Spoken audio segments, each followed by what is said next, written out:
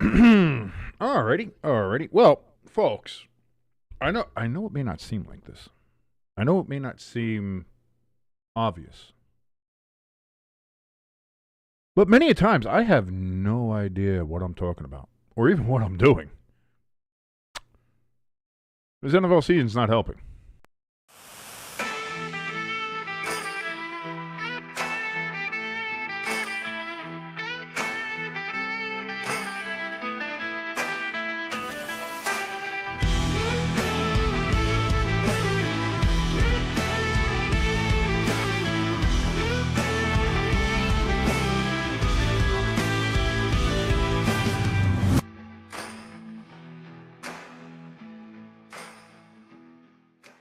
And welcome everybody to Stay Tuned Sports. It's your boy King hanging out with you here on this lovely Wednesday, and I certainly thank you so much for joining us here on the channel. If you like what you're watching, and I don't know why you would, as you look at me, I'm kind of all, oh God, here's a grease ball, the hair that I have left anyway, all that kind of stuff. I'm kind of gross. I don't know what I'm talking about.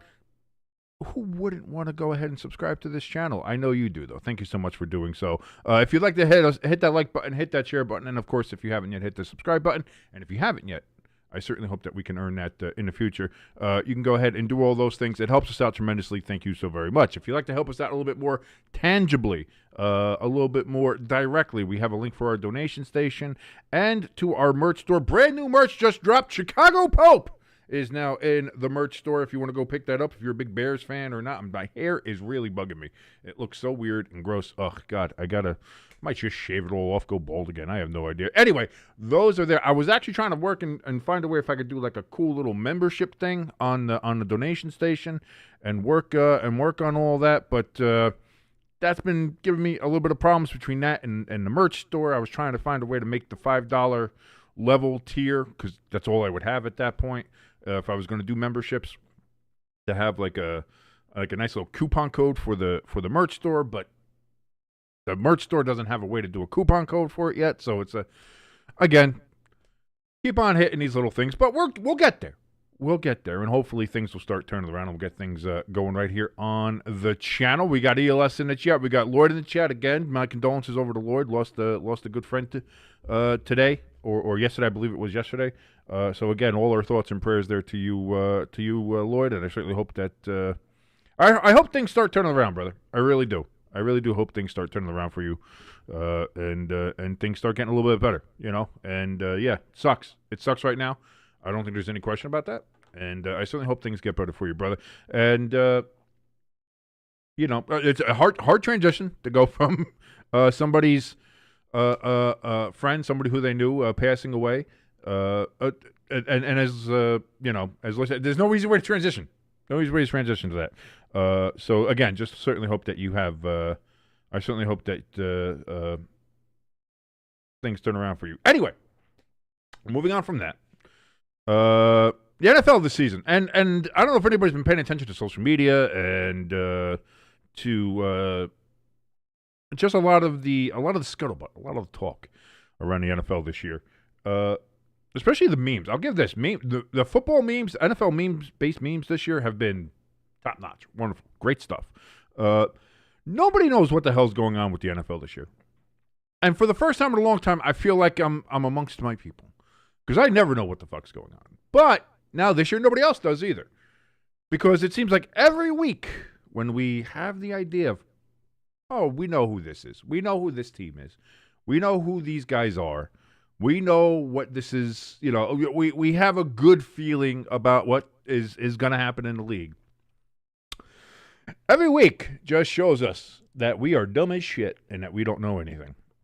Every week I have a new number one. That number one gets knocked off. And then usually stumbles even further. This week was the Detroit Lions. They lost to the Kansas City Chiefs. As much as people want to complain about the officiating in that game, we will talk about that a little bit later. A couple weeks ago, it was the Bills. I had the Bills, number one overall in the countdown. Bills were number one. Not only did they lose to the Patriots in a very sloppy game that they played, then they lost to the Atlanta Falcons, in which they had a great opening drive in the first half to get a touchdown there against the Falcons, and they had a great opening drive in the second half to when they then pulled in within 7 of the Atlanta Falcons. And it was like, hey, all right. But outside of those 2 drives, the Bills did absolutely nothing in that game. Josh Allen was pressured the entire game. That Atlanta Falcons defense was great. And, hey, they handed the ball off to Bijan Robinson, and great things happened, including an 81-yard touchdown run for Bijan Robinson in that game. So now we don't know anything about what is going on in the NFL. There is the one constant, though, and ELS did bring it up in the chat. If you want to join us in the chat, it is open. The one constant, it's the baseline. It's how we know that we're still living in the current timeline. We're still living in the proper universe. We haven't quantumly tunneled through anything. We're not dimension shifting. The one constant that we do know that the Jets fucking suck. Lloyd in the chat says the Jets look promising. In what way, Lloyd? In what way do the Jets look promising? They look promising as far as maybe dumping off some of their assets, sure. Breece Hall, apparently, on the block, even though the Jets are denying that. You know, his social media tweets seem to be, you know, when you say free 20, it seems like you might be wanting to get out of town. Speaking of, I was talking about, oh, man, who do we have on the top? Who's number 1? Why do we don't know anything? Didn't get the countdown out yesterday. Gonna get it out today, though, because we're going to jump over to the vertical board right now. And here we go.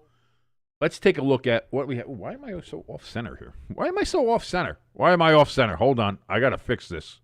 I got to fix this before we go any further. We're going to fix this. Why am I so off-center? Why was I so off-center? That's weird. That was a little weird. Okay, so now I don't feel as off-centered. That's nice. Why am I also so low? There's so much going on here. I don't know what's going on. There we go. I should have probably fixed this all before, but as you can tell, I was running a little late. So let's actually start doing the countdown now. Since I missed it yesterday, we'll do it now. We're going to merge it today. So here we go. Let's start, as we always do, with the Booty Cheeks 5.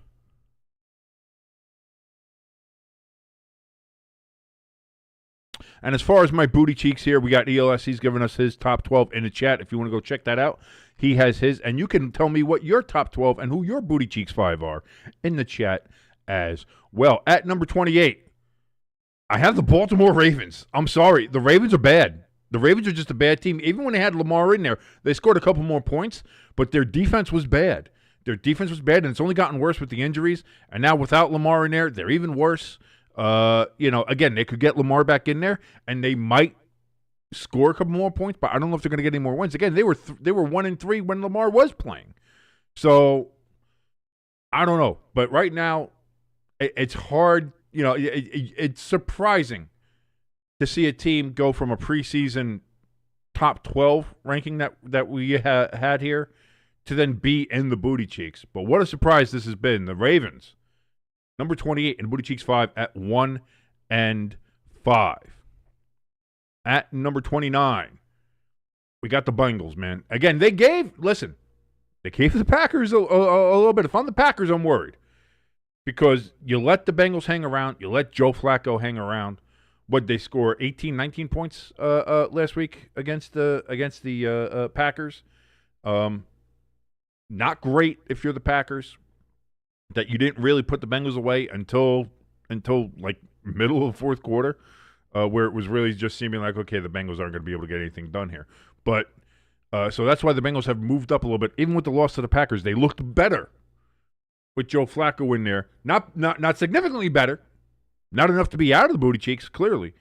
But they looked better than they had with Jake Browning in there. So that's why the Bengals moved it. And plus, I think other teams got worse. So Bengals move up. They're 2-4. They are number 29. In this week's Booty Cheeks 5, number 30, the Miami Dolphins. It's just bad there. And now you got Tua coming out saying some players aren't attending meetings, or they're late to meetings, or they're not attending player-only meetings, or there's bad communication there. It seems like there's no control in the locker room. It looks like Mike McDaniel has lost control of it. It looks like he doesn't care. It looks like nobody on the team cares. Players don't care. You know, listen, Tyreek Hill suffered a devastating knee injury and looked happy about it as he was getting carted off the field. Like, it's just, It's very dysfunctional right now in Miami, and I don't see it getting any better anytime soon. And especially if they're still not going to fire Chris Greer, I have no idea what's going on in Miami. But Miami, for now, is number 30. They could be worse, or maybe they should be worse. But let's see who's further down on this list. At number 31, they just fired their coach, which maybe the Dolphins are the next to do. The Tennessee Titans, they fired Callahan as their coach. They are sitting at 1-5. I thought they had a chance against the Raiders, since the Raiders I thought were a really bad team. In my Booty Cheeks 5 for the last couple weeks. But they laid a couple eggs. They did not look great at all from top to bottom. And then after the game, it seemed like Brian Callahan there was throwing Cam Ward under the bus. And it's like, he's a rookie and you're supposed to be helping him. And if you're not doing that, then why are you coach? It seems like Tennessee thought that as well. But the Tennessee organization itself is a mess. They keep on hiring and firing in spurts, and, you know, firing Vrabel for the first thing was terrible, and then they fired that GM who fired Vrabel, which he shouldn't have been GM to begin with, and then they hire another head coach, and they fire that coach, and then fire the GM, and it just seems to be fire coach, fire GM, fire coach, fire GM, fire coach, fire GM, fire coach. It's just, and the pattern is now continuing with Tennessee, and I don't know if it's going to get any better. And finally, in 32nd spot, which I have redesignated hell because I think this team is just that bad, and their fans are definitely there. The New York Jets. The New York Jets right now currently residing in hell. And that London game, listen, both teams deserve to be yelled at for that, because that London game took years off my life. That was a terrible performance of football. Justin Fields, by the way, I don't know if anybody knows this. Statistically, he has the most time to throw the football of any quarterback in the NFL. I think he's averaging over three and a half seconds per pass attempt for him to be able to throw the ball, which is, for, you know, on an average is incredible. I think he's close to he's either 0.7 or close to a full second ahead of whoever's next on that list. So he has the most time of anybody to throw the ball in the NFL. And he still took 9 sacks in that game in London. And if anybody watched it, you saw he just sat there patting the ball, just sitting there patting the ball, looking around, standing, not moving, not doing anything, not completing to wide open receivers right in fucking front of him. Just sitting there patting the ball, and then getting hit. It's just, it's hell for Jet fans. My brother's a Jet fan. I know Jet fans. I'm here in the area. I hear them on sports talk radio all the time. I have a direct line to the Jets fans. They're in hell. They're in hell, and it just seems like it's a never-ending hell, and it just never gets better for them. It just never gets better for them, and now this is even starting off 0-6, one of the worst seasons, the worst starts to a season they've ever had in their history, and that's saying something for the New York Jets. It's not good, and it doesn't seem like it's getting any better. So there you go. There's your Booty Cheeks 5. The Ravens at number 28. The Bengals at 29. The Dolphins at 30. The Titans at 31. And at 32, residing comfortably in the deepest, darkest pits of hell, the New York Jetropolitans. Lloyd says, the Jets game made me have 3 strokes in 1 set. Dude, it was so bad. And listen, I'm not letting the Broncos off the hook. The Broncos were awful in that game. Awful. Bo Nix, awful. I don't know why I'm saying it that way, but awful. It was awful. But speaking of which, ELS says, I agreed with the teams in the Booty Cheeks 5, just have a different order. ELS, yeah. He has his Booty Cheeks as 28 is the Bengals, 29 is the Dolphins, 30 is the Titans, 31, he has the Ravens all the way down at 31. I don't know how you have the Ravens lower than the Dolphins or the Titans. Either one of those teams. I'm not sure how you have anybody lower than those two, other than the Jets, which you do have at 32, which makes sense. I'm not sure. Like, the Ravens are bad, but I still wouldn't put them below either the Dolphins, Titans, or Jets. Or the Bengals. I don't know. But the Bengals with Flacco, we'll see. We're going to find out on tomorrow night, Thursday night, to see how they do against the other old man in the division, Aaron Rodgers and the Pittsburgh Steelers. But let's take a look at who we have in the top 12. We've seen the worst. Now let's see the best, I suppose, again, because we don't know what's going on in the NFL. We have no idea. So this list is a guess, about as best a guess as anybody else has had. Because, again, we don't know. ELS says the Ravens look like a bag of shit left on the interstate. Boy, if they look like that, then how would you describe the Jets or the Dolphins or the Titans? Like they're even. I don't know, ELS. I can't put them even worse than that. But either way, here we go. Top 12. Your power rankings here for after week 6. And at number 12, I have the Broncos. I moved the Broncos down 3 spots. They won, but I moved them down 3 spots. And if you watch that game in London against the Jets, you know why. That team should have lost to the Jets. That's how. If Justin Fields has like +1 passing yards, the Jets might win that game instead of -10. Like that. That's the thing. Is the Broncos? They weren't just bad in that game. That was horrific. I almost felt bad for the British. Almost. I mean, I don't. I fucking hate them. But I almost felt bad for the Brits because that was an awful excuse for a football game to have to sit there and watch. That the Jets and the Broncos just fumble fucking each other until the clock, thankfully, mercifully expired in that game. So the Broncos sit at 4-2, but after that performance, they're down to number 12. They are down 3 spots after a win, which I never do. If a team wins, at worst, I'll probably keep them where they are. I was like, I can't really knock them down. The Broncos got knocked down. That's how bad that was. At number 11, the Buffalo Bills at 4-2. I moved them down a significant amount. I think I moved them down 8 spots because holy mother of pearl, that is that the game they had against the Patriots was sloppy. The Patriots game was sloppy. I think we all agree with that. But that game against the Falcons.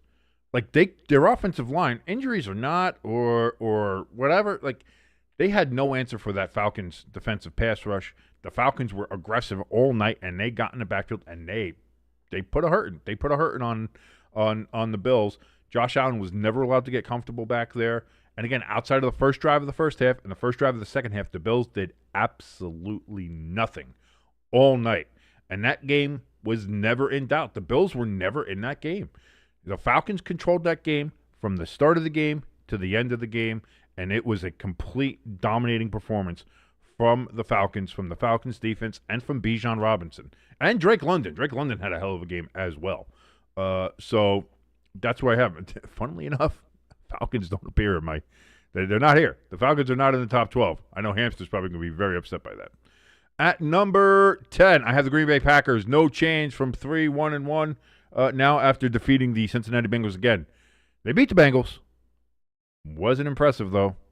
And when you have a team that is kind of as injured as Cincinnati is and is discombobulated, is a way to say it, as Cincinnati has been, I wanted to see more from the Packers, especially coming off a loss to the Browns and that what should have been a loss but was a tie to the Cowboys. They had a bye week. I figured, all right, maybe they're going to get right. Maybe they're going to get right. Maybe they're going to get right. And they won. So, again, in the NFL, a win is a win is a win. But as far as ranking teams, I need to be impressed. And the Packers did not impress me, so they stay right where they are at number 10. Number 9. We've got the Chargers. Go, Chargers. Go. I got them back here in the top 12 at 4-2. Back in the winning column. Back on the winning side. Again, they're dealing with a ton of injuries to the offensive line. And now Omarion Hampton is on injured reserve, from what I understand.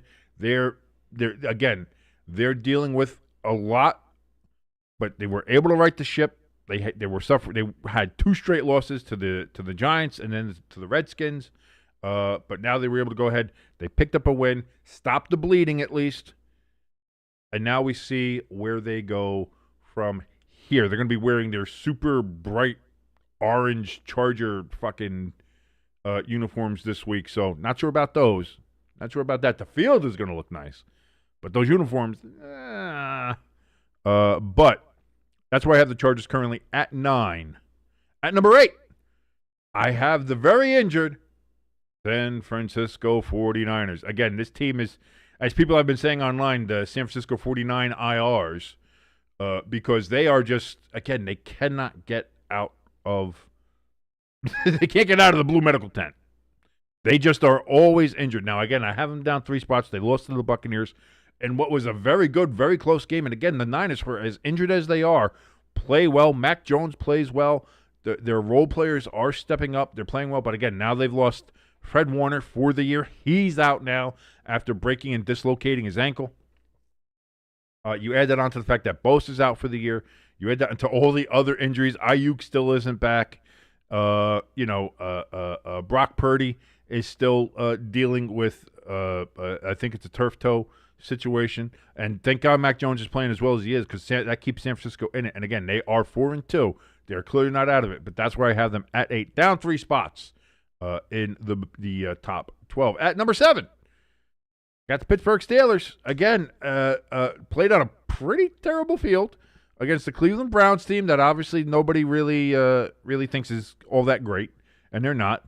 But they got the job done. They looked good doing it, as good as you could on that field. They got a test coming up, another test, I suppose. Divisional games are always a test. No matter how you want to say it, divisional games are a test. We will see how Aaron Rodgers looks. They came out of the bye. He had a different helmet on. He's still trying to find the right helmet fit because the NFL said his old helmet was no longer certified, so he had to use other helmets. So he still hasn't found the right helmet fit. Boy, if Aaron Rodgers finds the right helmet fit, look out, NFL.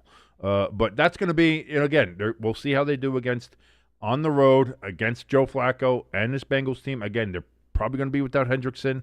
He's hurt.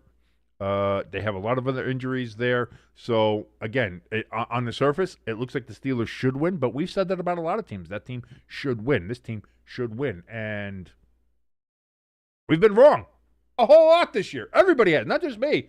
Everybody. This is why I say we don't know what the hell's going on. ELS says about his Packers, the defense needs to step up big time. The Packers defense is a problem. You got to figure out something. We got to figure out something because that Packers defense is not great, at least for the last 3 weeks. Number 6, new team in there, and I felt I had to put them up here. And I again, it was a close game with the Saints. Maybe it shouldn't have been as close when you look at some of the officiating calls in that game, which were horrendous. The officials did not have a good week 6 across the board. The officials did not have a good week 6, and this game might be the epitome of it because it was just bad calls, bad OPI calls against the Patriots where there was no OPI. Like it was not great. But all that considered, the Patriots still went down to a tough environment against a team that is gritty and fights against everybody and is going to be a tough out for every single game this year, the New Orleans Saints. And they came out with a victory. And that's what you need to know. And they lead the AFC East 4-2 right now, back-to-back victories. Big one against the Bills, another one against the Saints. I like having the Patriots right here at 6. I think it's good. We will see how this evolves over the season. But for now, I like where they have them. That could change next week. That could change. Everything can change. At number 5, I've got the Rams. I have the Rams up 1 spot. Again, I think they could have played better. Maybe should have played better. Again, there's some injuries still happen with them. I know now people are worried about Puka, whether he's going to be out for any significant time or not. But against that Ravens team, who has not played well, Cooper Rush has not played well to the point where they switched him out for Snoop Huntley. And I don't care what John Harbaugh says, well, that was the plan the whole time. No, it wasn't. No, if that was the plan the whole time, then you would have switched him out in the fourth quarter. You would have switched him out at halftime or something like that. So that wasn't the plan. But the Ravens are reeling. And for the Rams, I would have liked to see them put more of the foot on the pedal, foot on the throat, and just kept on at it and kept going at it and blow out the Ravens. The Ravens came back in that game a little bit, made it closer than I think it should have been. So that's why you only got the Rams up 1. Still one of the better teams in the NFL, I think. But I think I think I have them right where I think they belong.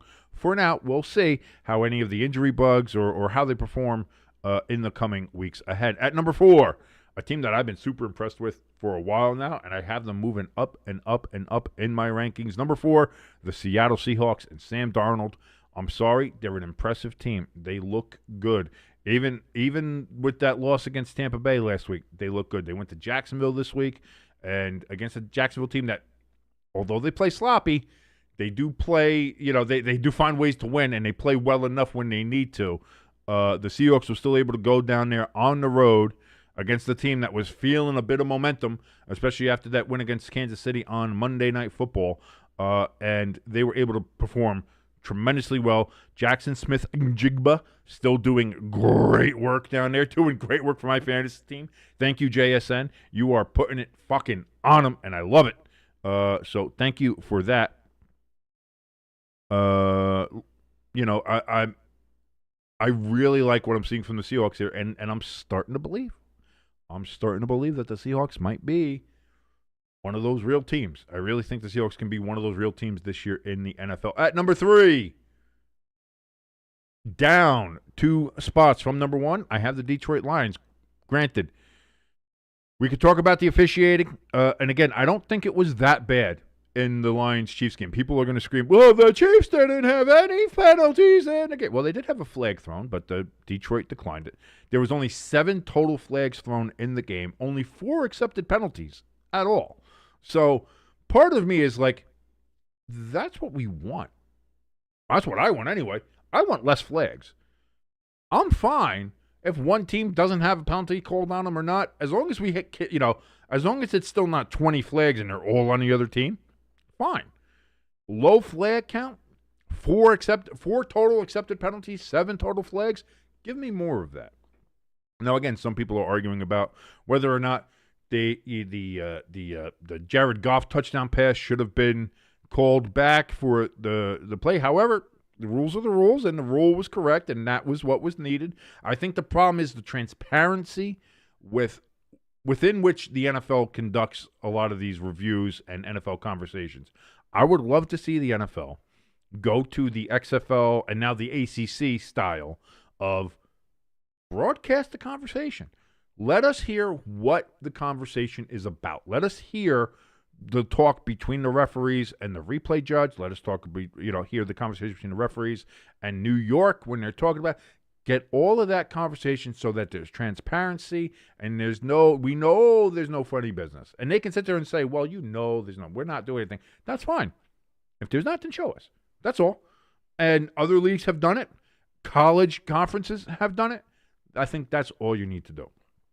But on top of that, again, Detroit, it felt like they were going in against a team that was seemingly weaker and not at the top of their game. Meanwhile, the Chiefs played really well, played really good. Travis Kelce had a great game, even a catch that wasn't a catch. But again, smart football team. He knew that he didn't catch that fucking ball. Got up to the line, made sure they snapped it off before anybody could get a real good look at it. That's smart football. Like, at the end of the day, that's smart football. I'm not angry or mad at that. It's like, how do you not catch that? It's like, well, you got to see the replay first. And if they snap the ball and do a hurry-up offense before anybody can see it, and that's what happened. That's why I also think the NFL needs a sky ref. But we'll see if they ever get to that point. Also, which they have a sky ref, have the conversations recorded. Come on, NFL. Let's do that. At number 2, the Tampa Bay Buccaneers. I'm sorry, Baker Mayfield is single. Did you see that first down run that he had against the Niners? Like, just the effort in that. I think it was, a 3rd and 13, and he ran it himself for 13 yards and got there. And Baker Mayfield is dragging this team, hook or by crook, to success. And they have their share of injuries. Mike Evans, of course, is hurt. Now Godwin's hurt again. And Emeka Egbuka is out coming up this week. It seems like Ibuka's not going to be available this week. So again, but it just seems like next man up, and Baker will find a way. That's the thing. It feels just like, okay, yeah, this guy's out, this guy's hurt, this guy's injured, this guy's out. Don't worry about it, Bucs fans. Baker will find a way. And so far, he has, as the Buccaneers sit at 5-1, up 2 spots, up to number 2. And that only leaves one team, the number 1 team that I have currently in the NFL. I would have never thought it. I would have never thought this at any point this season, that would be the case. But ladies and gentlemen, the Indianapolis Colts are your number 1 team in the Week 6 NFL Top 12 Power Rankings for Stay Tuned Sports. I'm telling you, I didn't think it was possible. I know a lot of people that, and I believe in Danny Dimes. I am the biggest Danny Dimes truther. The Giants fans always called me the Danny Jones apologist and whatever. Turns out I was right.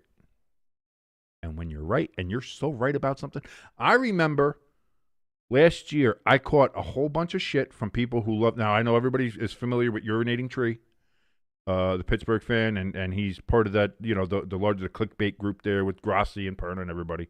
And he had put out a video last year about how Daniel Jones is the problem. Daniel Jones is the worst. He tried to all this stuff, and I put out all I simply said is, in one of the discords was, I think Tree is wrong on this one. I think he's way off base. And I got, Urinating Tree's one of the smartest football people I know out there. How dare you? You don't know what you're talking about. You can't. Oh, Urinating Tree's the best. He knows what he say. He does the research. He knows what he's saying. If he says it, it's real. You don't know what the fuck you're talking about. I got fucking lambasted. Left, right, center, up, down, blue, whatever. It was, I got destroyed by the people who love Urinating Tree and follow him all the time. Turns out I was right. Just wanted to point that out. I just want to point that. No bad blood. Hey, listen. I don't have any bad blood. Again, I didn't have anything bad to say about Urinating Tree. I just said I thought he was off base. I just thought he was off base with his particular coverage of Daniel Jones on that particular video that he made last year. That was all. And I got lambasted for it. Turns out I was right, though. So it's not even so much the Urinating Tree, but it's to the people who follow him and watch him. Go fuck yourselves. Tree, I got no problem with. Your fans, they can go fuck themselves. That's all. So there you go, ladies and gentlemen, the top 12 for your NFL power rankings after week 6. The Colts at number 1, Buccaneers number 2, the Lions number 3, the Seahawks number 4, Rams 5, Patriots 6, Steelers 7, Niners are at 8, Chargers are at 9, Packers stay a leg before at 10, the Bills at 11, and the Broncos, who were atrocious on Sunday Sunday morning, are there at 12. So there we go. There's your top 12. There you go. Okay, so now that we've gotten the countdown back out of the way, we've done that. Let's talk a little bit. Because again, as the top 12 showed you, I have no idea. I have no idea what's going on in the league this year. And if social media is to be believed, nobody else does either. Because I've seen just meme after meme after meme after meme, and videos and reels, Instagram reels, and whatever. Are people basically saying the same thing? Every team is bad, but every team is good. But every team is bad, but every team is good. And some weeks, some teams that are bad are good, and some weeks, those good teams that we think are good are bad. But then the following week, some of them stay bad, but then some of them also get good. And some of the teams that we thought were dead and very bad all of a sudden turn out to be good. So we have no idea what's going on. Like, I look at the Panthers, they've won 3 straight. After we all thought they were dead, that everybody was going to get fired there. Everybody's going to get traded. It's over for the Panthers. Now they've won 3 straight, or they've won 3 out of 4, I think. Okay, so 3 out of 4, because that's it. It's not 3 straight. They won 3 out of 4 because they lost that game to New England, right? After they beat the Falcons 30-0. They shut out the Falcons, and then the Falcons go ahead and they beat the ever-loving piss out of the Buffalo Bills, and it's like, what is going on? We have no idea what's going on in the league this year. And it feels like this is one of the more unique years that I've seen. Now, every year it seems like things can be a little surprising, or it's like, we don't have quite the the grasp on who's winning, who's not. We know where these teams kind of lie. Situation is sometimes, some years it takes a little bit longer to kind of settle that all out. We're going into week 7 already, and it still feels like we have no idea how to gauge these teams. Like, again, I thought I thought we knew what we had with Buffalo. I thought we knew what we had with Detroit. Just like a couple of weeks ago, I thought, we all thought we knew with the Packers. When we saw what Detroit started doing after their game with the Packers, where the Packers beat the shit out of the Lions, and then the Packers started playing this game, it's like, Packers might be really good. Packers might be really good. Maybe we all just need to take a step back and realize maybe it wasn't the Lions that are bad. Maybe it's just the Packers that are really that good. And then the Packers start laying eggs. And then it's like, okay, well, we know where the Lions are. And it's like, oh, the Lions, okay, they got to go to Kansas City. Arrowhead's always a hard place to play. But considering how the Chiefs have been playing and considering how the Lions have been playing, take everything together, seems like the Lions should go in there and take care of business. And they don't. Baltimore, we all thought, people were talking about Baltimore being one of the favorites in the AFC, if not the favorite in the AFC this year. And they're 1-5. And they were 1-3 with Lamar in there. So it's not even an excuse of like, it's only because Lamar is hurt. The Ravens sucked with Lamar in there. They blew 2 games with Lamar as the quarterback and with Derrick Henry. Derrick Henry fumbled the ball in both of those games against Buffalo and against Detroit that really, honestly, cost the Ravens in those games. So there's another thing. There's like, even what we thought before the season has turned out to be not just wrong, but massively wrong. Again, even going into the season, as much as I believed in Daniel Jones, I was like, looking how the Colts had done everything, I was like, well, the only real significant change was quarterback with Daniel Jones. So, I'm hoping for the best for him. I know he could be a good quarterback, but we'll see what that Colts team has. And all they've done is score more points in 6 weeks than any Indianapolis Colts team or Colt team in general has in their entire history. That includes the Peyton Manning teams. And I'm not sure. It might be the whole in NFL history they've scored the most points in the first 6 weeks, or it might just be Indianapolis. But either way, like, who saw this coming with Daniel Jones and the Colts? Where Daniel Colts isn't Daniel Jones. Daniel Colts. Hey, Daniel Colts. Daniel Jones is a legitimate MVP candidate. Baker Mayfield and the Buccaneers. Baker Mayfield, in my mind, is probably the front runner for MVP right now. It's right now, to me, it's between Baker and Daniel Jones for MVP. Who else are you going to put in there?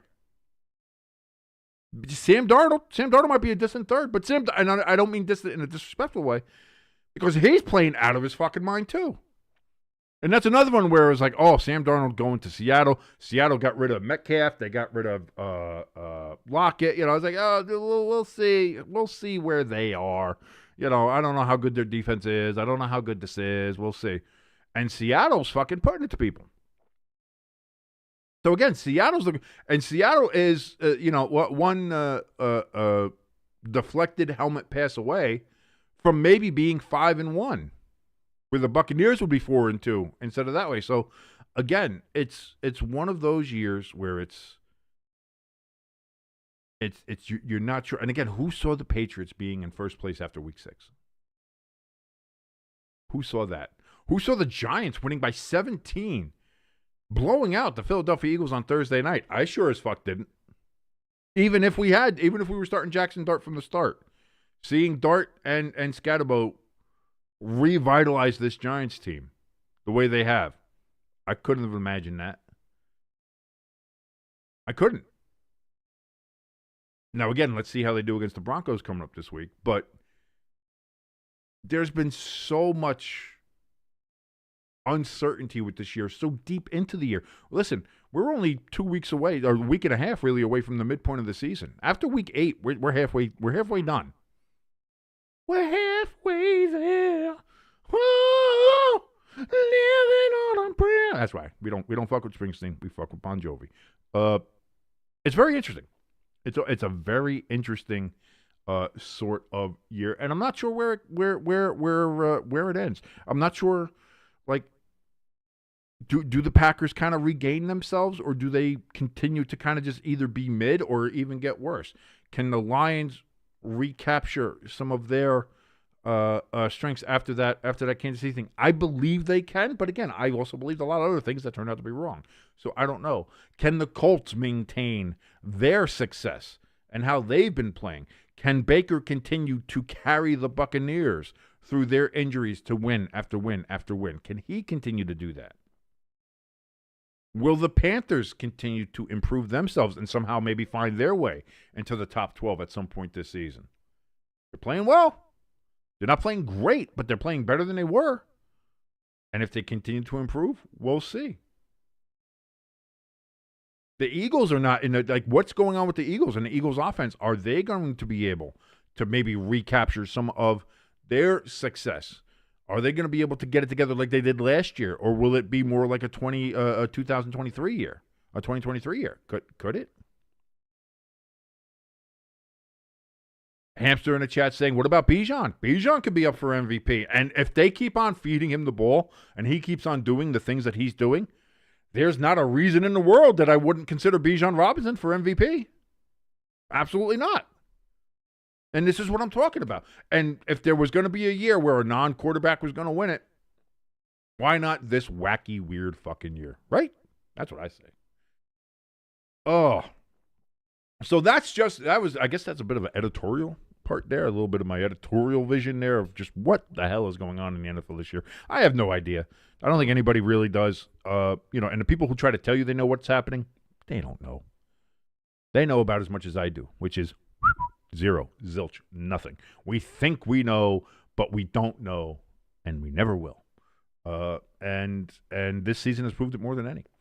Looking at some of the news here, Tua saying that the comments he made about his fellow players not showing up to meetings and not being as dedicated was a mistake. I don't think it was a mistake. I just think he got some blowback on that and is now trying to save face. But too late, hot plate. Too late. It's already been said. But again, that Dolphins locker room is kind of a mess. It's kind of done. They're probably going to have a fire sale here as the trade deadline approaches. I'd look to see them probably get rid of everybody. You're going to look to see Waddle gone. You're probably going to see Achane gone, and see what they can as far as draft capital. And if they don't, it's just another reason to fire Chris Grier. But I don't know. I think Chris Grier's got some kind of dirt on Stephen Ross. I don't know, Epstein file level dirt on him, maybe. I would say, because Chris Grier should have been fired years ago. And the fact that he's not, and is still actually there after all this, is kind of crazy. So, we'll see. Oh yeah, the Steelers field. Everybody's like, everybody who was always talking about, oh well, grass is so much better than turf, and turf is terrible. And listen, I'm not going to argue with that. I think people, as somebody who played on the old school artificial turf versus grass, I would much rather grass every day of the week. Don't get me wrong. But grass, if not properly maintained, is worse than field turf. And yeah, the players from the Pittsburgh Steelers and Cleveland Browns expressed outrage and concerns to the NFLPA about the embarrassing playing surface last weekend at Heinz Field, a.k.a. Acrisure Stadium. The NFLPA has conveyed its concern to the NFL and will work to ensure that the players are not put in that position going forward. Some players said the field, which was already scheduled to be resodded after the game, was dry. Steelers offensive lineman Broderick Jones was one of multiple players who said they kicked up chunks of grass when they made any explosive movement. League spokesman Brian McCarthy said Wednesday that the NFL has been in touch with both the union and the club, which has taken steps to replace the grass surface. Steelers coach Mike Tomlin said, I thought it was poor on Sunday. I'm not concerned going forward. It's my understanding that the turf is going to be swapped out, but I certainly acknowledge it was a concern yesterday. Steelers kicker Chris Boswell slipped on the turf as he attempted to and missed a fourth-quarter field goal, and special teams captain Miles Killebrew suffered a significant non-contact knee injury as he planted on the turf. Honestly, it was shit, said Steelers defensive captain and NFLPA team representative Cameron Hayward. I lost one of my teammates, and it kind of makes me sad about it. Yeah. So I wonder what your thoughts are of that as well, people there in the chat and people who are watching here. Like, does this lend any credence to the argument about, people who want turf over natural grass? Is it better, worse? Would you rather see? Because I've seen plenty of people out there say they want to see all fields be field turf. They want all turf fields for every team because it's better for wide receivers. It's better for the speed of the game. It's better that. It's always uniform and all that. Those are the same people that want fucking domes everywhere. I want a dome and I want field turf and I want it all to be just pristine and perfect every game. They want it to be a game of Madden, which I'm not a fan of. I want weather. I want no domes. I want grass. That's what I want. And yeah, sometimes with grass, you're going to get shitty fields. I look at Soldier Field pretty much forever. You look at Pittsburgh, and they've got a shitty field as well. And they have two teams playing there. You know what I mean? They have Pitt that plays there, and they also have the Steelers there. So, and the Steelers don't own the stadium, so they don't really have control over that anyway. So you have two teams playing on a fucking field. That's going to chew up the field.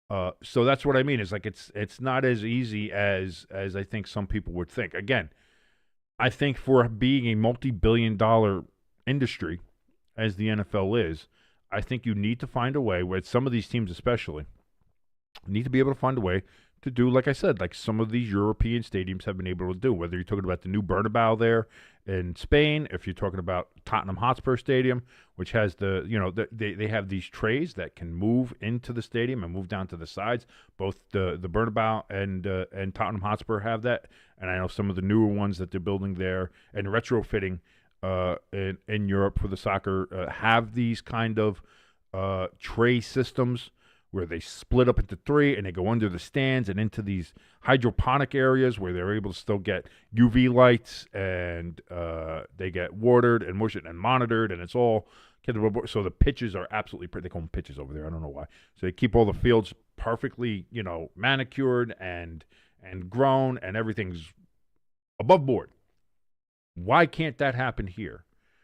And I know some people, like, you look at the stadium out in Glendale, you look at Las Vegas's stadium where they have the full trays that move out. And if you have the space to do that, that's fine. But if you don't, I mean, you can look at these European stadiums where they have that tray system that goes under stands, have the UV lights, have the hydroponic system. It all works.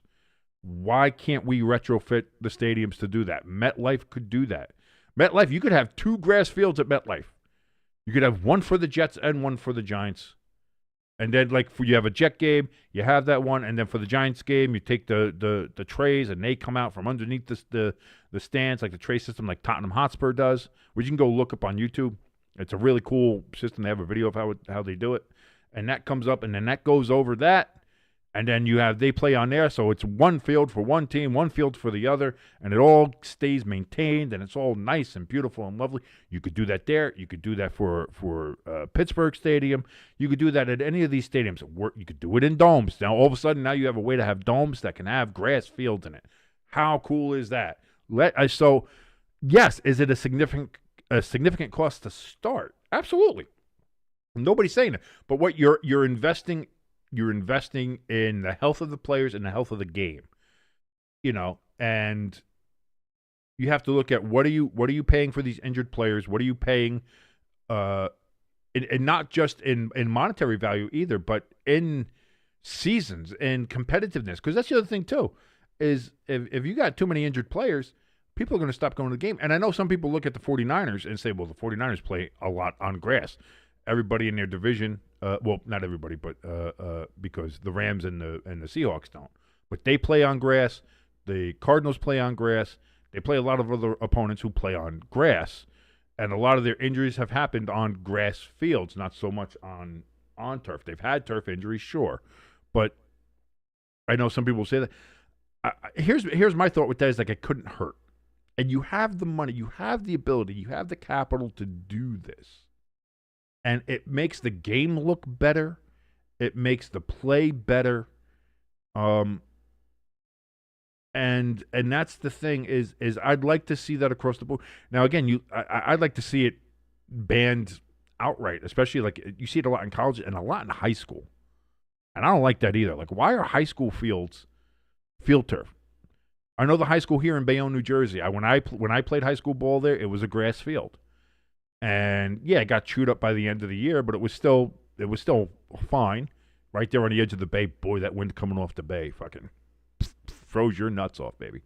But they built a new stadium there because the old one was collapsing because of the breeze off the bay. It was, it started hurting the concrete. So they built a new stadium there, and then they installed field turf. High school kids, college kids should not be playing on that shit. That's that rips up knees, it rips up ligaments, it get turf burn. It's not fun to play on. It's painful. That shouldn't be. You should be able to have grass fields. Shit, even dirt fields are better than field turf in my mind. And we have the ability to do it and to have them be well maintained and look good. You just have to invest the money. And yes, we know there's miserly owners out there. But listen, if the Bidwells could do what they did in Arizona and have that tray out there for that stadium, whether it was publicly financed or half built by them, half built by the city and things like that, no matter what it is, if they're able to do that, there's no excuse for anybody there's no excuse for the Giants not to and Jets not to be able to do that at MetLife, or God, please build another fucking stadium that looks nice. There's no reason for the Steelers not to be able to do that, or the city, because they don't own Acrisure, so they would have to go. It would have to go through the City of Pittsburgh Stadium Authority. But if they're able to do that, talk to the Pittsburgh and Allegheny Stadium Authority, and work out something where they and the city and the county and the state can get that done and work that out. Maybe, hey, talk to the people from Philadelphia, because the Eagles and Temple both play on that field, and the Philadelphia field is rarely, if ever, that bad. The Philadelphia field is nice, always, constantly, and they have two teams playing on there. So that's another kind of excuse that, there's two teams that play on there. The college team plays on there too. I don't give a shit. Look at Lincoln Financial Field. That's all I'll say. So there are ways to get around this. There are ways to do this, both indoors, outdoors, however you want to do it, to have grass fields across the league. You just have to stop being such cheap cocksuckers to do it. Will they be able to do it? I don't know. ELS in the chat says, I know one of the high schools in the Upper Peninsula of Michigan, Kingsford High School, has field. A lot of the northern high schools have, actually, believe it or not, a lot of high schools just in general, whether it's north of the Mason-Dixon or not, north, south, east, west, they've all kind of gone to field turf because it's cheaper. You don't have to pay for maintenance. You don't have to pay ground crews. You pay the $1 million or so, whatever it is. In some cases, a little less. But it's somewhere between like $700,000 and $1 million to get field turf installed. You put it in there, and then you don't have to worry about it for 5, 7, sometimes even 10 years. You just leave it in there, and over time, the schools and school districts and people like that see it as a significant cost benefit. Oh, well, we don't have to pay ground crew. We don't have to pay maintenance. We don't have to pay for seed or sod or constant year-round maintenance and winterizing and mowing and all that kind of shit. They don't have to worry about that. They don't have to worry about it. They just put it into place. Meanwhile, their students' knees and other students' knees are getting ripped up. Shoulders are getting lost. Concussions are happening a lot more frequently. And young kids' careers and lives are being cut short because of it. Well, not their lives, you know what I mean. Their sports lives are being cut short because of it, and it's you could do better, and that's what I mean. And the NFL could do better, and it's gonna take more than just saying it isn't gonna change it. It's gonna take a monetary hit or value. Something's gonna have to happen for there to be the change within the league and the owners to get that done. Because right now the owners are saying, sure, I could do that, and it would cost this much money and cost, It could cost as much as $250 million to retrofit a stadium, or even more to retrofit a stadium to put in these kind of systems, especially for a dome or something like that. And just the cost wise, there's going to have to be something where you could present to them, this is what the cost is, this is what the savings will be over time, and this is how this will pay for itself over time. Until you could present that in the monetary value to the owners and to the NFL, I think it's a lost cause, because they're just going to say, well, field turf is cheaper than doing the maintenance or retrofitting stadiums or doing anything like that. So we're not going to do it. Just because it sounds right and it's the right thing to do, you have to make business sense to these people, because at the end of the day, they're businessmen. So how does this improve the business? And you have to show them either in what it's costing them per injury, in roster money, in roster spots, and competitiveness and lost ticket sales, things like that. You're going to have to present that to them that way. Otherwise, it's never going to change. Otherwise, it's just going to be like, oh, it's a great theory and la-di-da-di-da, but, I could just spend $800,000 putting the field turf here for 5-6 years and we'll be fine. And that's going to be the thought process. So you have to show monetarily how that's going to benefit these owners. That's the only way you're going to get this to change. Checking out some other things. Aaron Glenn says that the trade rumors for Breece Hall are just that, rumors, and there's no basis to them. That's bullshit. The Jets might be selling off everybody, and as well they should. It's a dead season. They're a dead team. I don't know if Aaron Glenn's even going to be the coach there next year, and if he is, start off fresh. Start off fresh with a whole new draft class and just build from the bottom. Rashee Rice back to practice. He had a real cringy fucking video about his return. It's like, read the room, Rashee. I don't know about that.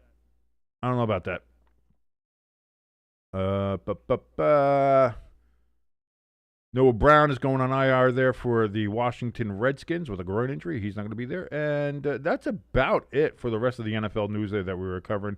Just wanted to skim through all that quick. Again, thank you, everybody, for joining us here on this quick little episode of Stay Tuned Sports. Again, if you liked any part of this, please hit that like button, hit that share button, and hit that subscribe button if you haven't already. Helps us out tremendously. And if you haven't hit the subscribe button yet, I certainly hope I can earn your subscription in the future. If you want to help us out a little bit more directly, we have a link for our donation station and our merch store in the description below this video.